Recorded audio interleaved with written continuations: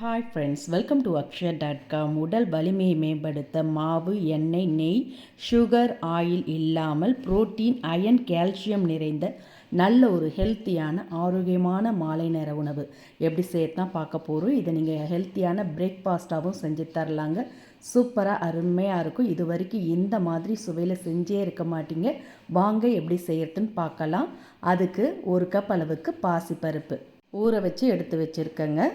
இந்த கப்பால் தான் 1 கப் அளவுக்கு பாசிப்பருப்பு சேர்த்துருக்கேன். இதோட எடை 150 கிராம் அளவுக்கு இருக்கும். நீங்கள் டம்ளர் இல்லை கப்பில் கூட மெஷரிங் பண்ணி அளந்து சேர்த்துக்கங்க.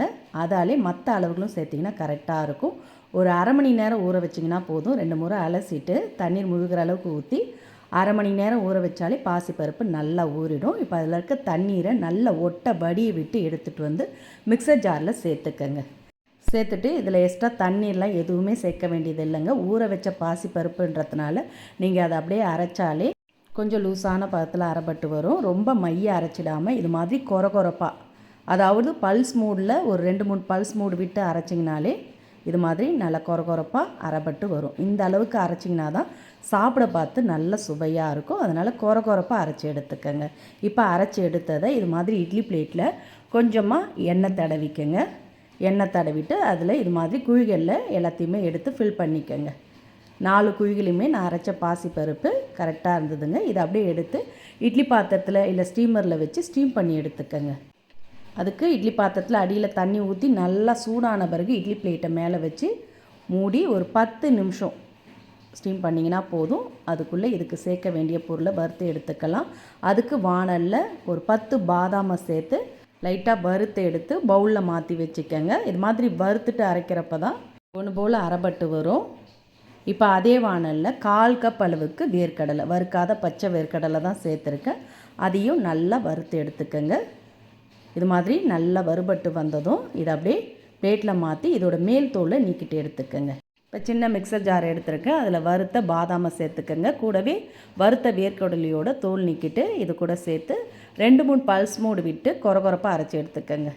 இது மாதிரி ஒன்றும் பாதியமாக தான் இருக்கணும். ரொம்ப நைஸாகவும் அரைச்சிடக்கூடாது. இந்த மாதிரி பதத்துக்கு அரைச்சி எடுத்து வச்சுக்கோங்க. அப்படியே இருக்கட்டும். நம்ம ஏற்கனவே மூடி வச்ச பாசிப்பருப்பு இட்லியை திறந்து பார்த்துக்கலாம். இது மாதிரி கத்தியால் நடுவில் விட்டு பாருங்கள். கத்தியில் கொஞ்சம் கூட ஒட்டலை பாருங்கள், நல்லாவே வெந்திருக்கு.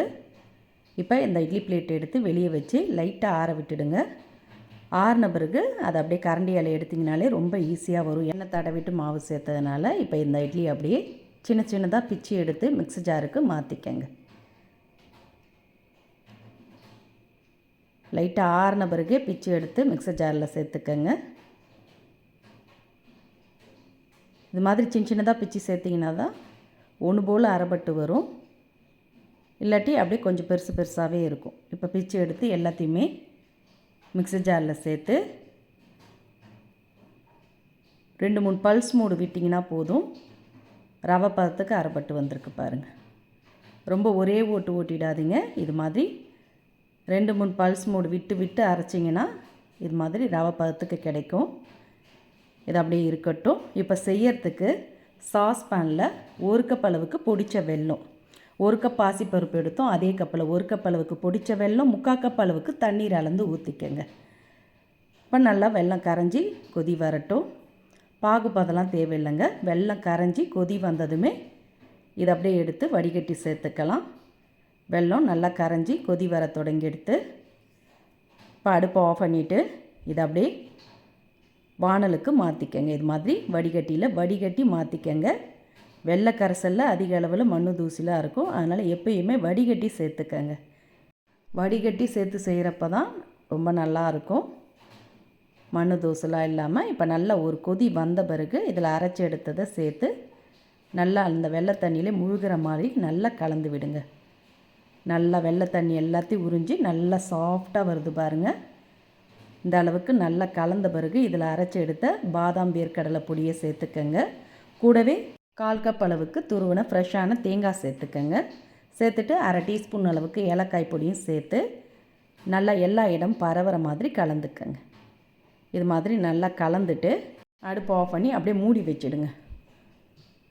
அந்த வெள்ளை தண்ணி எல்லாத்தையும் உறிஞ்சி நல்லா கொஞ்சம் சாஃப்டாக ஸ்வீட்டாக நல்லா அருமையாக இருக்கும். அப்படியே மூடி வைங்க. 1 நிமிஷம் மூடி வச்சிங்கன்னா போதும். இப்போ சரியாக 1 நிமிஷம் ஆன பிறகு திறந்து பார்த்துக்கலாம். நல்ல உதிரி உதிரியாக பூ போல் சாஃப்டாக வந்திருக்கு பாருங்கள். இதை அப்படியே நீங்கள் புட்டு மாதிரி கூட பவுலில் மாற்றி ஸ்பூன் போட்டு எடுத்து சாப்பிட்லாம். அருமையாக இருக்கும். இதை நீங்கள் ஸ்நாக்ஸ் பாக்ஸ்லாம் வச்சு அனுப்பணுன்னா இது மாதிரி அதுலேருந்து கொஞ்சமாக எடுத்து உருண்டையாக உருட்டி எடுத்து வச்சு அனுப்பலாம். இல்லாட்டி இதை அப்படியே ரவுண்டாக தட்டி கூட நீங்கள் எடுத்து சாப்பிட கொடுக்கலாம். எப்படி ஈஸியாக இருக்கோ அந்த மெத்தடில் செஞ்சுக்கங்க. லட்டு மாதிரி கொடுக்கலாம். இது மாதிரி தட்டையாகவும் தட்டி எடுத்துக்கலாம். பார்க்கவும் நல்லாயிருக்கும், எடுத்து சாப்பிடவும் ஈஸியாக இருக்கும். ரொம்ப ரொம்ப ஹெல்த்தியான அருமையான ஸ்வீட் ரெசிப்பிங்க.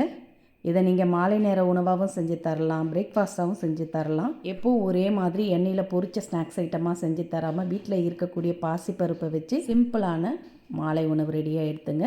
இதே மாதிரி இதே அளவுகளோட கண்டிப்பாக நீங்களும் செஞ்சு பாருங்கள். எண்ணெய் நெய்லாம் சேர்க்காமல் பாசிப்பருப்பு, வேர்க்கடலை, பாதாம், தேங்காவோடு சேர்த்து சாப்பிட ரொம்ப ரொம்ப அருமையாக சூப்பராக இருந்ததுங்க. இந்த ரெசிபி பிடிச்சிருந்தால் லைக் பண்ணுங்கள், ஷேர் பண்ணுங்கள். மறக்காமல் நம்ம சேனலையும் சப்ஸ்கிரைப் பண்ணிவிடுங்க. நன்றி, வணக்கம்.